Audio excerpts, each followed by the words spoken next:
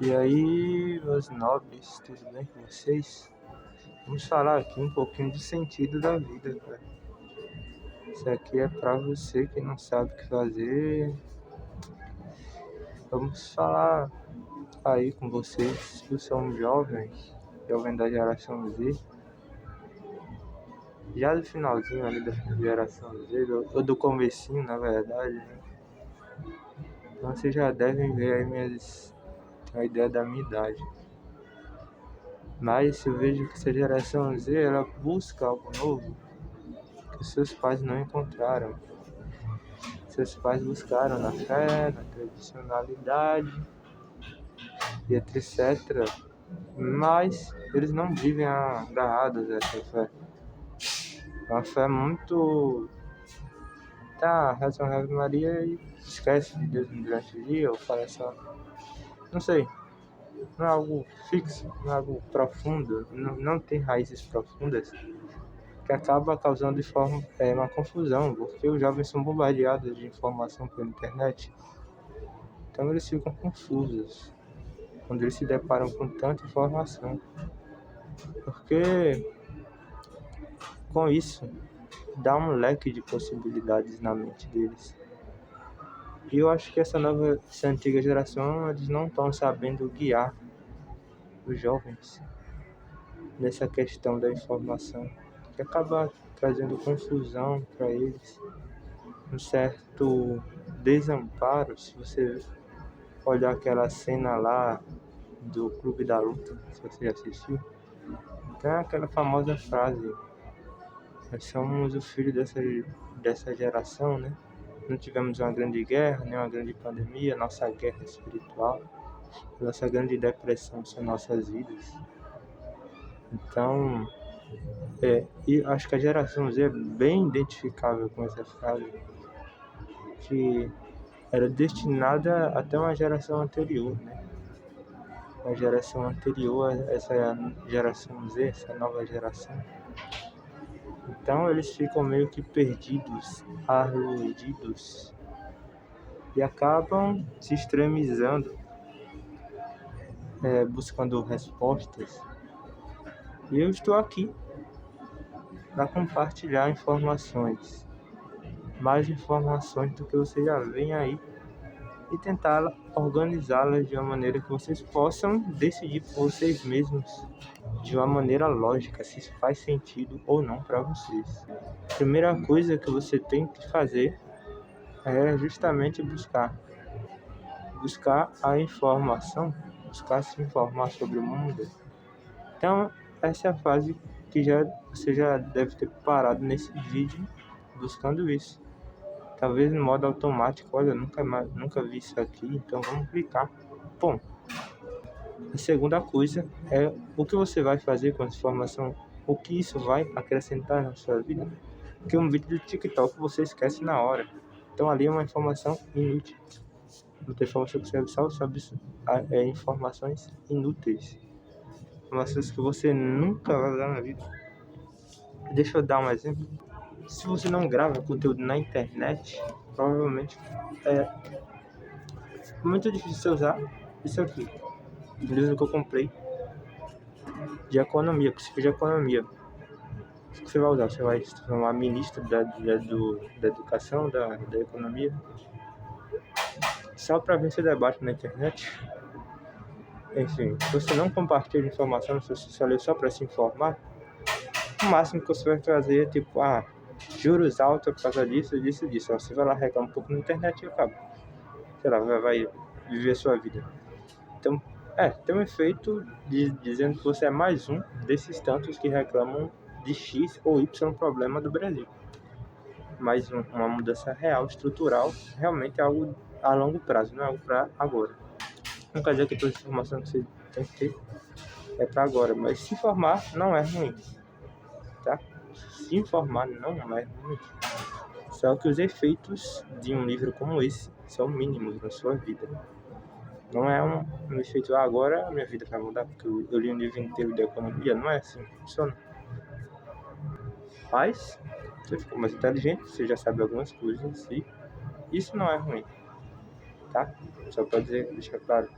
Mas o que isso vai ajudar no seu dia a dia? Vamos lá, sua namorada terminou com você. Esse livro vai servir? Não. Esse livro vai servir, talvez, sei lá, nas próximas coisas que for fazer. Vou economizar. Não sei. Então vai servir para XY, mas é uma serventia bastante limitada. Esse é o ponto. Esse livro serve, mas é uma serventia bastante limitada. Ela não vai te ajudar a resolver problemas emocionais, não vai te ajudar a decidir o seu emprego, talvez, não sei, eu acho bem difícil. A não ser que você queira trabalhar na área de economia, não vai te ajudar em muitas coisas, sei lá, a ensinar, dar ensinamentos que vão ajudar o seu filho no futuro, não sei. Talvez, né, ajude em alguma coisa também, mas é uma ajuda limitada. Então, não vai ajudar você a resolver os problemas do dia a dia. Então, quando você vai estudar problemas do dia a dia, história, economia, saibam que esses problemas são limitados. São problemas que talvez te ajudem a entender um cenário muito amplo, muito diverso e com muitas nuances. Você não vai conseguir nem concatenar direito na sua cabeça. Vai te causar muito mais estresse do que resolver seus problemas diários. Talvez você sinta uma tristeza durante o dia a dia. E saber que Dom Pedro II foi o melhor governante do Brasil segundo a sua visão, pode ser que não te ajude a vencer a depressão, a vencer a ansiedade. Ou você termina um relacionamento, não sabe o que fazer. Então, esses estudos, eles te ajudam a se informar. Mas é uma informação que você tem um espectro limitado de ações.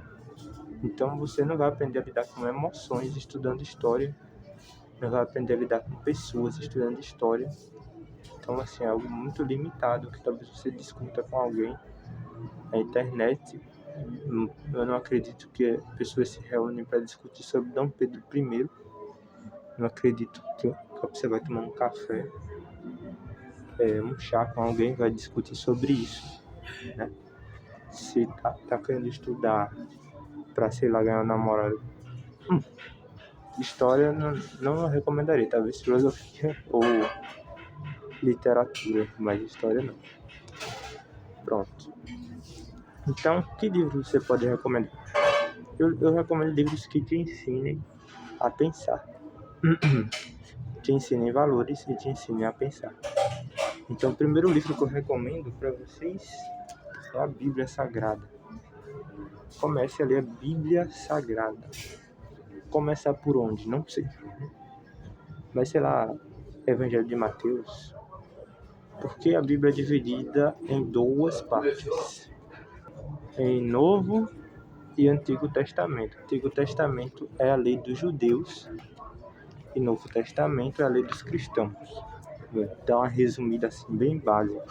Então, para os cristãos não vale o Antigo Testamento? Vale. Vale sim.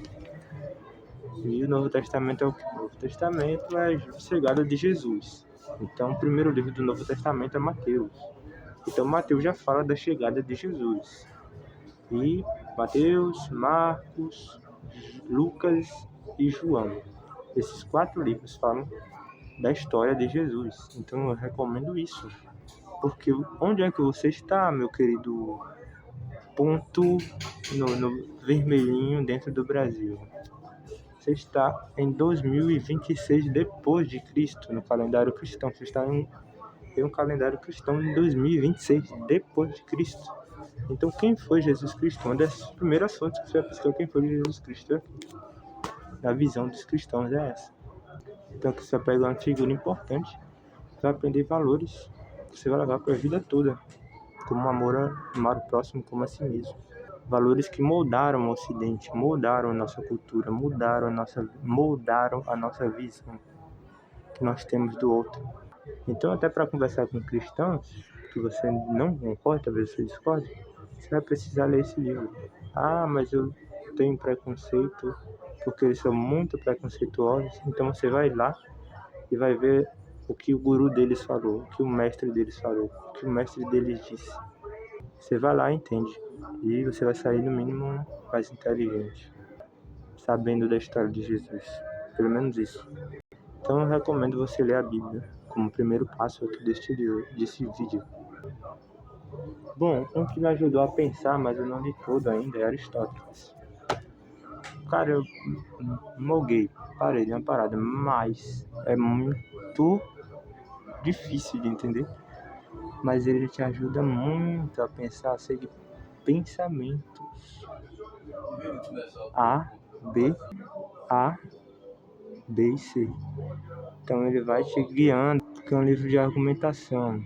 Então, livros de argumentações que te ensinam a argumentar, eles vão te ensinar a pensar melhor para ver se você não está pensando de forma errada. Então, o mínimo que esse livro vai te fazer é te ensinar a pensar melhor. É isso o mínimo que Aristóteles vai fazer com você, pelo que eu estou lendo. Ele ajuda você a pensar melhor, a argumentar melhor, a formular os seus pensamentos. E isso é muito importante para o nosso dia a dia. Para mim, não tanto quanto a Bíblia, mas é muito importante saber pensar, saber raciocinar melhor. Então te ajuda não só para escrever um texto na internet ou escrever um texto normal, mas te ajuda a pensar melhor. Por que eu estou pensando assim? Por que eu cheguei nessa conclusão? Como eu cheguei nessa conclusão? Qual é a premissa? Qual é o ponto base? Como de A, pensamento A, eu saí para B? Entendeu? Como eu cheguei a essa conclusão? Porque a maioria, você vai começar a perceber que muitas das coisas que você pensa, você partiu de canto nenhum, talvez de preconceitos. Por que eu odeio cristãos? Por que eu odeio gays? Por que eu odeio evangélicos? Por que eu odeio a esquerda? Por que eu odeio a direita? Você vai começar a ver que você é só um ignorante que não entende de nada do mundo, nada do que está aí, e é somente um ignorante que seguiu o efeito manada de odiar ou de gostar de alguém, baseado em argumentos rasos ou em algo que você ouviu falar. Então aqui você já viu duas coisas. Primeiro, um livro que vai te apresentar a história de Jesus Cristo e outro livro que vai te ensinar a pensar melhor. No caso, Aristóteles. Agora, que livro você vai comprar de Aristóteles? Eu não recomendo você comprar Política. Esse livro aqui que eu peguei são textos que ele está ensinando coisas básicas. Acho que ele vai ensinar gêneros. Basicamente, ele está tentando ensinar como raciocinar, como pensar, como argumentar, como classificar os pensamentos, etc., do que você vai pensar, argumentar. E isso já te ajuda a pensar de uma forma melhor, mais coesa. Isso já vai te ajudar a não ser tão gado assim, guiado em efeitos manadas, a não ser enganado, a não ser que você seja um niilista. Ou o que Nietzsche tentou argumentar, tentou dizer que a verdade não importa. Porque a verdade é algo dos moralistas, das pessoas que acreditam na moral, que acreditam em bem e mal, em valores definidos. Então, se você não segue esse pensamento de Nietzsche, acredita que a verdade é um bem, então você não vai querer ser enganado. Portanto, se você não tem esse pensamento de Nietzsche, você vai entender que não ser enganado é bom. Então aí, larguei esses dois pensamentos para vocês. Tá bom.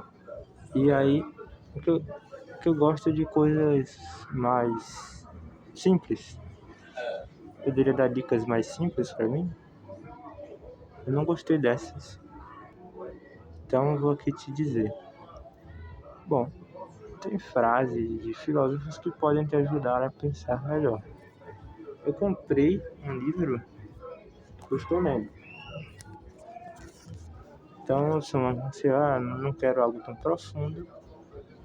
Aqui está 365 ensinamentos da filosofia estoica. Então, o que é que eu falei com vocês primeiro? Para vocês buscarem a verdade.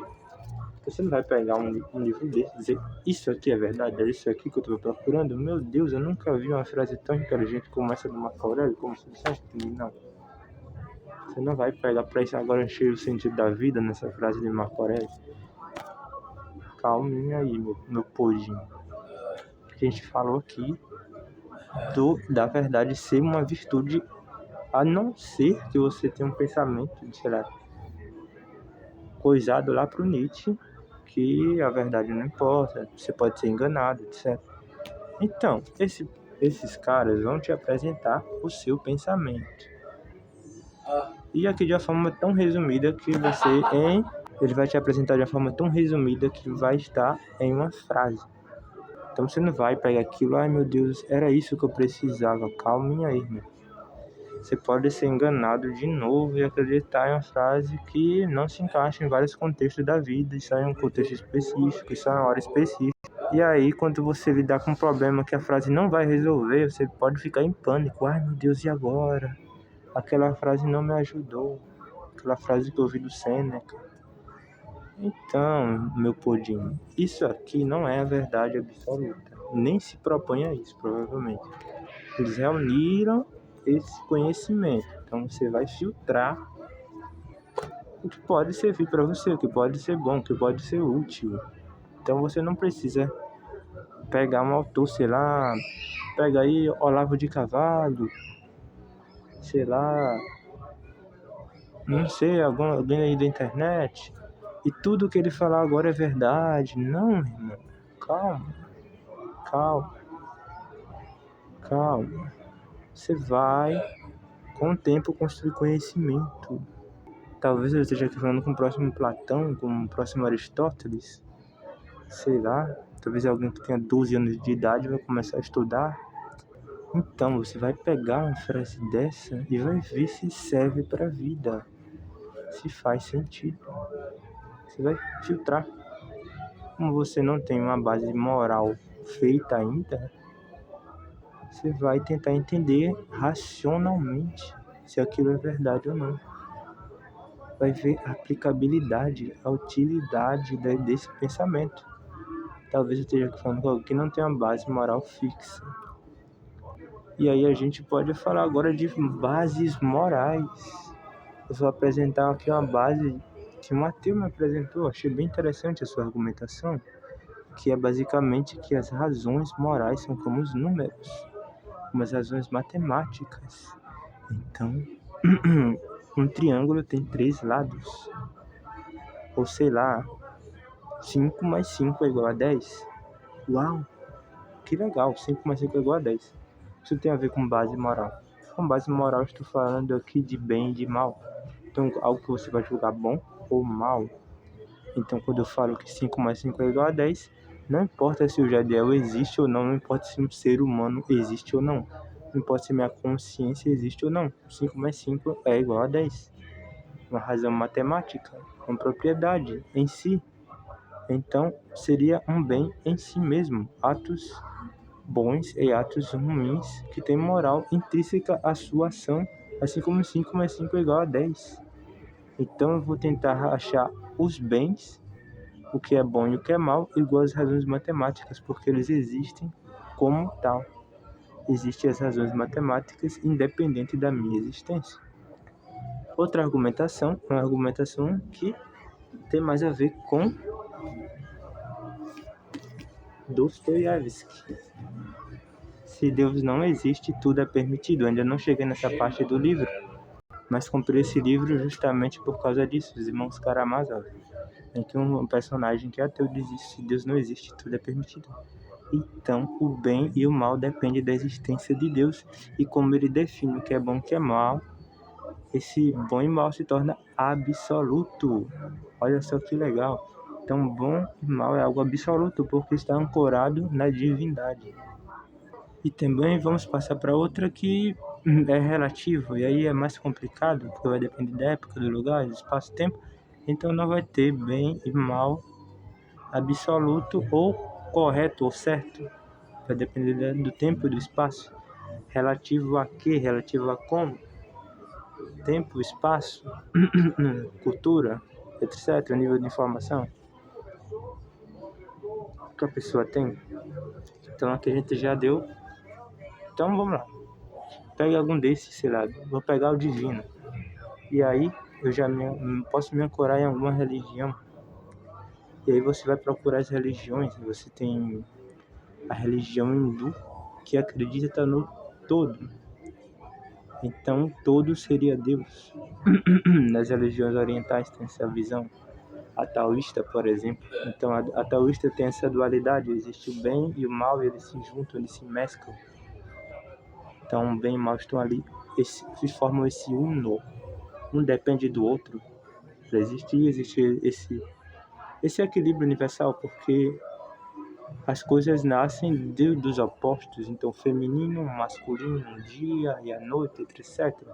E a gente tem aquele negócio lá do Po, do Kung Fu Panda, aquele símbolo lá considerado o símbolo do Kung Fu, na verdade é um símbolo do taoísmo. E aí a gente tem a religião cristã, por exemplo, que Jesus Cristo é Deus. E aí Jesus Cristo, sendo Deus, sendo logo, sendo a razão da existência, ele vem e desce dos céus e morre na cruz para salvar nós pecadores. E Jesus é profetizado no Antigo Testamento e é descrita a sua história e a história dos seus seguidores e os conselhos dos seus seguidores no Novo Testamento. Então aqui a gente já tem a razão da nossa existência, esse que disse ser o caminho, a verdade e a vida. Então através dele a gente pega a Bíblia e lê o que ele disse, lê o que ele falou. Porque a Bíblia, segundo Paulo de Tarso, que é um dos apóstolos de Cristo, Cristo que instituiu Pedro como líder, e Pedro diz que as cartas de Paulo têm pontos difíceis de entender, as pessoas distorcem como fazem com demais das escrituras, e então Pedro tem uma concordância com Paulo, e esse Paulo diz que toda escritura é divinamente inspirada. Então você pode, através da autoridade de Cristo que instituiu Pedro, e Pedro que confirma as palavras de Paulo, e Paulo que confirma toda a Bíblia, através disso, seguindo essa lógica, primeiro, Jesus. Se eu confio em Jesus e confio no que ele disse, confio no que está escrito nos evangelhos, então eu confio em Pedro, porque Jesus estabelece Pedro como autoridade da igreja. Aqui, em Mateus, como eu disse, né, Jesus deu autoridade a Pedro. Pois também eu te digo que tu és Pedro, e sobre esta pedra edificarei uma igreja, e as portas do inferno não prevalecerão contra ela. Então muitos acreditam aqui, até os católicos acreditam que Jesus deu papado. Na visão mais evangélica, a pedra é Jesus. Na visão mais católica, a pedra seria Pedro. E muitos consideram aqui que Jesus instituiu Pedro como líder da igreja. Para complementar João, capítulo 21, versículo 19. Ou melhor, versículo 18. Ou não, é 17. Simão, filho de Jonas, amas-me? Simão entristeceu-se, blá blá blá blá. Senhor, tu sabes tudo, tu sabes que eu te amo.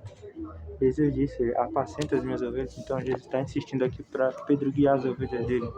Então muitos acreditam sim, Pedro é o líder da igreja, apesar dos apóstolos dividirem a função de guiar as ovelhas de Cristo, de curar os enfermos, etc. Mas Pedro é o líder da igreja.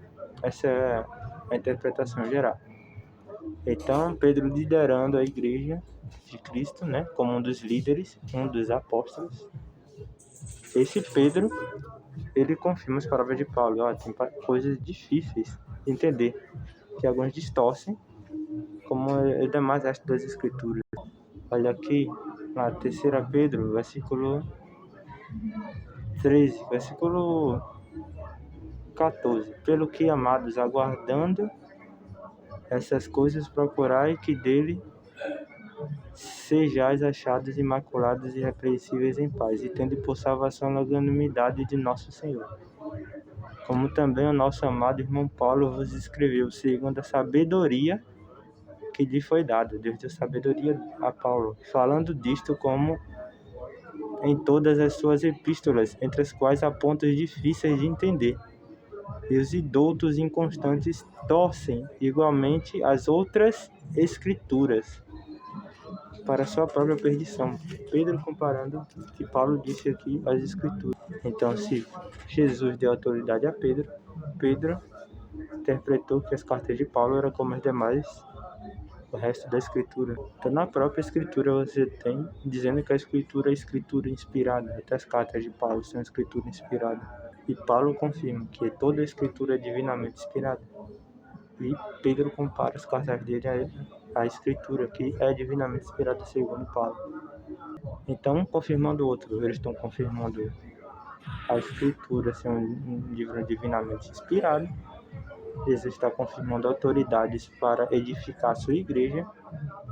E Pedro está confirmando a autoridade de Paulo, que nos ensina sobre a graça de Deus e que a escritura é divinamente inspirada. Então, se a gente levar tudo isso como verdade, que Jesus é verdadeiro, que ele disse é verdadeiro, que está escrito nos evangelhos é verdadeiro, e que a escritura é verdadeira, então a gente pode confiar na Bíblia, a gente pode confiar numa base moral sólida, divinamente inspirada, e ter uma boa base moral para analisar os outros fenômenos do mundo, inclusive os nossos próprios pensamentos. E aí você vai ter remédio bom para a ansiedade. Mateus 11:28 diz que você pode lançar sobre Cristo. Vinha a ele, né, todos que estão cansados e sobrecarregados, e ele te aliviará. Então aqui é uma palavra que eu deixo para vocês aí. E que Deus abençoe cada um de vocês que chegou nesse vídeo sobre o sentido da vida. Então eu falei aqui brevemente, né, sobre base moral, e base moral é muito importante para você ter um espectro de ação no mundo. Então, com a base moral pronta, sólida, Jesus disse que quem ouve as palavras deles e ignora é como que ele construiu uma casa sobre areia. Então, quando você constrói uma casa sobre areia, essa casa vai cair. Mas quem segue as palavras dele é como que ele construiu uma casa sobre a rocha. Então o vento bate, quer dizer, adversidades, vem a chuva e ela não cai, porque estava firmada, alicerçada na rocha.